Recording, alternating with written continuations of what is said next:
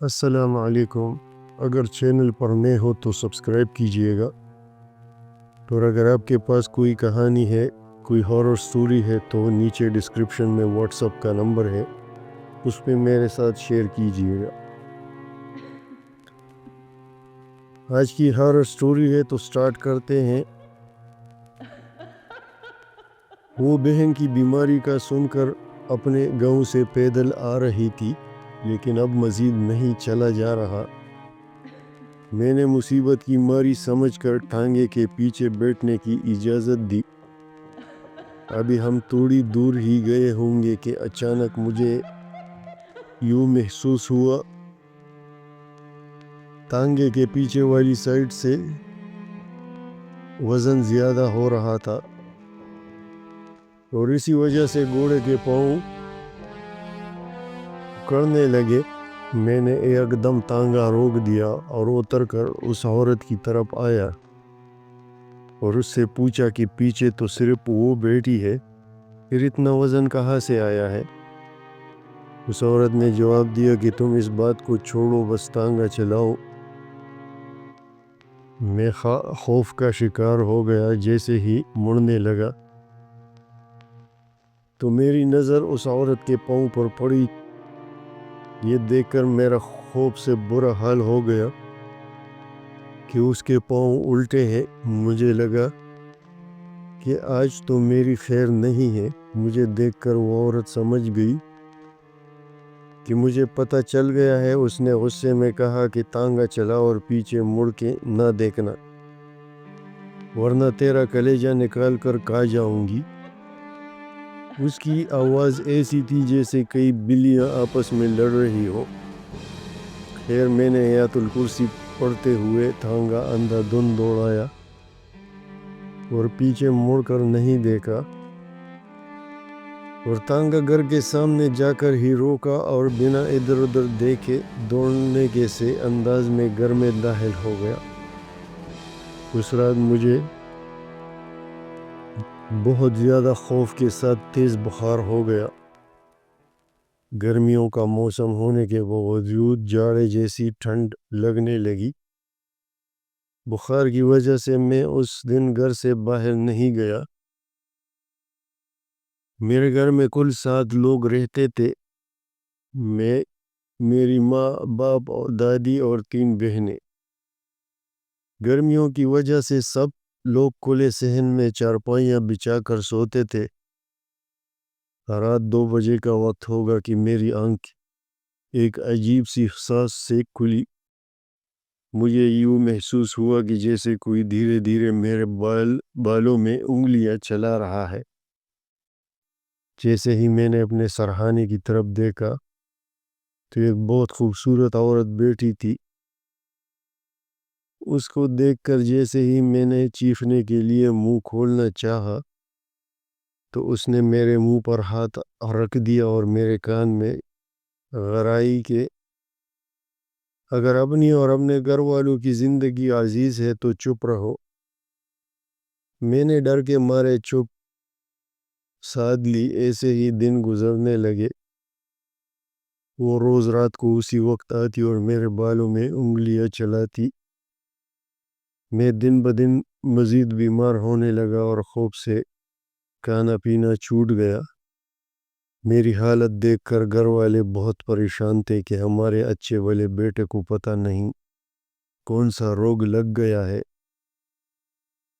کہ یوں دن بدن کمزور اور بیمار ہوتا جا رہا ہے۔ سرگودا شہر کے سارے ڈاکٹرز کو دکھا لیا، سب ٹیسٹ کروا لیے، مگر سب ایک ہی بات کہتے ہیں کہ اس کو کوئی بیماری نہیں ہے۔ میں اپنے گھر والوں کی پریشانی دیکھ رہا تھا، مگر ان کو اس ڈر کے مارے کچھ نہیں بتاتا کہ کہیں وہ چڑیل ان کو کوئی نقصان نہ پہنچا دے۔ میرے گھر والے جب مایوس ہونے کے قریب تھے تو میری عیادت کے لیے آئے ہوئے کسی رشتہ دار نے مشورہ دیا کہ کسی عامل وغیرہ کے پاس جا کر دیکھو، ہو نہ ہو یہ ضرور کسی اوپری شے کا اثر ہے۔ گھر والوں کو امید کی کرن نظر آئی، اور اگلے ہی دن میرے والد صاحب اور چچا زاد بھائی ساہیوال روانہ ہوئے، کیونکہ وہاں ان دنوں ایک عامل کی بہت شہرت تھی۔ 2 دن بعد وہ لوگ اس عامل کو لے کر لوٹے۔ اس عامل نے میری حالت دیکھتے ہی کہہ دیا کہ اس پر خطرناک چڑیل کا اثر ہو گیا ہے، میں اس کو بھگانے کا عمل رات 12 بجے کے بعد شروع کروں گا، جو کہ 3 دن تک جاری رہے گا، اور اس دوران میرے اور اس جوان کے علاوہ کمرے میں کوئی نہیں آئے گا۔ رات 12 بجے عمل شروع ہوا۔ سب گھر والے عامل کی ہدایت کے پیش نظر صحن میں تھے۔ عمل شروع ہونے کے کچھ دیر تک تو خاموشی رہی، مگر اچانک ہی زوردار چیخوں کا سلسلہ شروع ہو گیا۔ اسے لگتا تھا کہ ہزاروں چمگادڑیں مل کر چیخ رہی ہو۔ عامل نے اپنا عمل جاری رکھا۔ دیکھتے ہی دیکھتے کمرے کے کونے میں کالا سیاہ دھواں جمع شروع ہونا ہو گیا، اور اس دھوئیں نے ایک خوفناک چڑیل شکل دھار لی۔ عامل کے عمل کی وجہ سے وہ چڑیل اپنی اصلی شکل میں آئی تھی۔ اس کے لمبے لمبے نوکیلے دانت تھے، بالوں نے چہرے کے علاوہ پورے جسم کو ڈھانپ رکھا تھا، اور آنکھوں کے ڈیلے باہر کی طرف لٹک رہے تھے اور ناک سرے سے غائب تھی۔ اس کے آتے ہی کمرے میں ایک عجیب قسم کی بدبو پھیل گئی، جس کی وجہ سے سانس لینا محال ہو گیا۔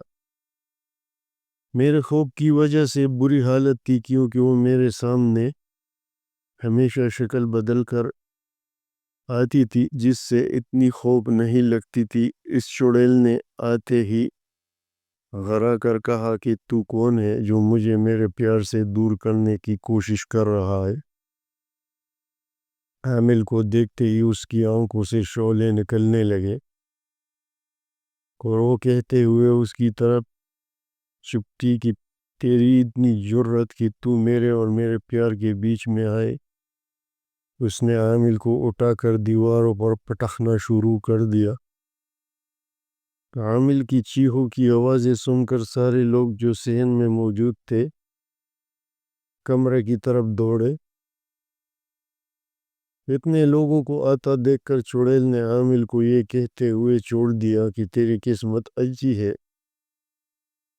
جو تو آج بچ گیا ہے، مگر آئندہ یہاں کبھی مت آنا، ورنہ زندہ نہیں جائے گا،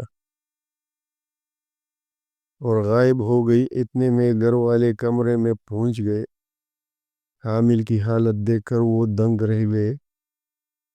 عامل نے ہاتھ جوڑ کر ان سے کہا، اس چڑیل کا مقابلہ کرنا میرے بس کی بات نہیں ہے، آپ لوگ مجھے جانے دیں۔ میرے گھر والوں نے عامل کی بہت منتیں کی، مگر وہ سر پر پاؤں رکھ کر بھاگ گیا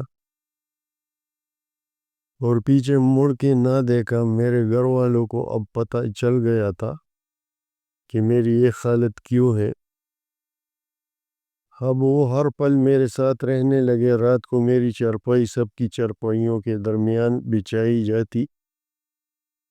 2 راتیں گھر والوں نے باری باری جاگتے اور مجھ پر پڑھ پڑھ کر پونگتے ہوئے گزاری۔ یہ تیسری رات تھی اور آج جاگنے کی باری میری 2 چھوٹی بہنوں کی تھی۔ بیچارے دن بھر کام کاج کر کے تھکی ہوئی تھی، اسی لیے جیسے ہی رات کا تیسرا پہر شروع ہوا دونوں کی آنکھ لگ گئی۔ ان کے سوتے ہی وہ چڑیل میرے پاس آ گئی اور اسی طرح بالوں میں انگلیاں پھیرنے لگی۔ خوف کی وجہ سے میں کوئی سوال نہ کر سکا، اور صبح پھر سے میری حالت خراب ہو گئی۔ گھر والوں کو علم ہو گیا تھا کہ پھر سے وہ میرے پاس آئی تھی۔ میری ماں اور بہنوں نے رونا شروع کر دیا، اور ان کی شور کی وجہ سے پورے گاؤں والے ہمارے گھر جمع ہو گئے۔ ان میں سے کسی نے میرے والد کو ایک حافظ صاحب کا بتایا جو کہ استقلال آباد سرگودا میں رہتے تھے اور بہت نیک انسان تھے۔ ان کے پاس اکثر مسلمان جنات قرآن پاک کی تعلیم حاصل کرنے آتے رہتے تھے۔ میرے والد اور چچا فوراً استقلال آباد کی طرف روانہ ہوئے اور اگلی صبح حافظ صاحب کو لے کر گاؤں پہنچ گئے۔ تب تک میری حالت بہت خراب تھی۔ والد صاحب بتاتے ہیں کہ میں نے آنودگی کی حالت میں تھا اور عجیب باتیں کر رہا تھا۔ خیر حافظ صاحب نے آتے ہی گھر کے سب افراد کو تلاوت قرآن پاک کرنے کا کہا۔ سب قرآن پاک کی تلاوت کرنے لگے۔ تب حافظ صاحب نے میرے ماتھے پر ہاتھ رکھ کر کچھ پڑھنا شروع کیا تو وہ چڑیل چہتی چلاتی حاضر ہو گئی۔ حافظ صاحب نے اس سے پوچھا کہ وہ کون ہے اور مجھے کیوں تنگ کر رہی ہے۔ تب اس نے بتایا کہ پاکستان بننے سے پہلے وہ اپنے گھر والوں کے ساتھ ہمارے گاؤں سے اگلے گاؤں میں رہتی تھی۔ اس کا نام چمپا ہے اور وہ ہمارے گاؤں کے ایک لڑکے سے پیار کرتی تھی۔ پاکستان بننے کے وقت وہ لڑکا حملے میں مارا گیا اور چمپا اپنے خاندان کے ساتھ انڈیا کے لیے نکل گئی، مگر اس کو اس لڑکے سے اس حد تک محبت تھی کہ وہ سرحد پار کرنے سے پہلے ہی مر گئی اور اس کے گھر والے حملہ آوروں کے ڈر سے اس کی لاش ہونی چھوڑ گئے۔ تب سے اس کی روح ادھر ادھر بھٹک رہی ہے۔ ایک دن اس کی نظر مجھ پر پڑی اور اتفاق سے میری شکل اس لڑکے سے ملتی تھی جس سے وہ پیار کرتی تھی۔ مجھے دیکھ کر اسے ایسا لگا کہ اس کا پیار اسے واپس مل گیا ہے۔ تب اس نے میرے قریب آنے کے لیے یہ سب کیا اور اب مجھے ساتھ لیے بغیر نہیں جائے گی۔ حافظ صاحب نے اس کو سمجھایا کہ اس کا اور میرا ایک ہونا ناممکن ہے اور میں ایک بوڑھے باپ اور 3 بہنوں کا اکلوتا سہارا ہوں، اس لیے مجھے چھوڑ دے ورنہ وہ اسے جلا کر بھسم کر دیں گے۔ اس نے حافظ صاحب سے کہا کہ وہ ایک شرط پر مجھے چھوڑنے کو تیار ہے۔ اس کی ہڈیوں کو لا کر اس کا ہندوانہ رسم و رواج کے مطابق انتم سنسکار کیا جائے تاکہ اس کی روح کو سکون مل سکے، اور بتایا کہ فلاں فلاں جگہ زمین میں اس کی ہڈیاں موجود ہیں۔ حافظ صاحب نے اس سے وعدہ کر لیا اور مجھ پر مختلف آیات پڑھ کر پھونکتے رہے۔ کچھ دیر بعد میرا بخار کم ہونا شروع ہو گیا اور مجھے ہوش میں آتے دیکھ کر گھر والوں نے خدا کا لاکھ لاکھ شکر ادا کیا کہ ہمارا بیٹا ٹھیک ہو گیا ہے۔ حافظ صاحب نے گھر والوں کو نماز پنجگانہ اور تلاوت قرآن پاک کی تلقین کی، کیونکہ اس پاک کتاب میں ہر مسئلے کا حل اور ہر بیماری کی شفا موجود ہے۔ حافظ صاحب نے جاتے جاتے پانی دم کر کے گھر کے چاروں کونوں میں چھڑک دیا اور مجھے گلے میں پہننے کے لیے ایک تعویذ دیا تاکہ آئندہ کوئی ناخوشگوار واقعہ پیش نہ آئے۔ اس کے بعد میں نے کوچوانی چوڑی اور اپنے گاؤں میں ایک کریانے کی دکان کھول لی۔ رفتہ رفتہ ہمارا گاؤں شہر کا حصہ بن گیا اور میرے کاروبار میں بھی ترقی ہو گئی۔ میرے گھر والے آج بھی ان حافظ صاحب کو دعائیں دیتے ہیں۔ تو یہ تھی آج کی سٹوری۔ ہوپ سو کہ آپ کو پسند آ جائے گی۔ لائک کرے، سبسکرائب کرے اور ایک کمنٹ ضرور کیجئے گا۔ اگلے ویڈیو تک اللہ حافظ۔